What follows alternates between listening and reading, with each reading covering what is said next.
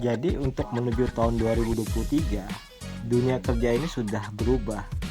Dunia kerja tidak membutuhkan banyak sumber daya manusia.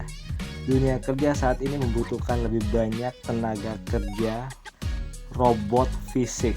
Jadi ingat, tenaga kerja ini harus lebih banyak melibatkan robot fisik dan mengurangi tenaga kerja manusia. Sedangkan tenaga kerja manusia yang berkualitas ini yang akan dipertahankan. Jadi pada tahun 2023, organisasi perusahaan dan instansi pemerintah, baik itu nanti instansi sipil maupun instansi militer, ini harus mulai menggunakan tenaga kerja robot fisik dan mulai skema bertahap untuk membuat komposisi tenaga kerja 20 berbanding 80. Artinya 20% manusia dan 80% robot. Karena arah dari dunia kerja saat ini adalah produktivitas manusia yang didukung oleh kinerja robot. Jadi produktivitas manusia yang didukung oleh kinerja robot. Ini poinnya.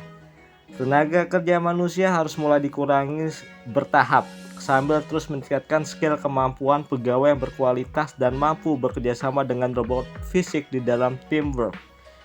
Ini adalah kunci sukses melangkah ke industri 6.0 dan ekonomi antariksa 2050. Jadi kita mengarah ke masa depan.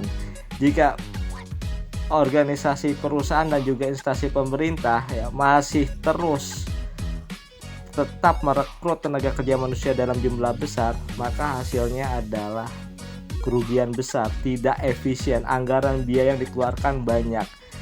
Ini justru akan menciptakan kekacauan ekonomi. Ekonomi saat ini digerakkan lebih banyak oleh robot, bukan manusia. Peran manusia harus segera dikurangi.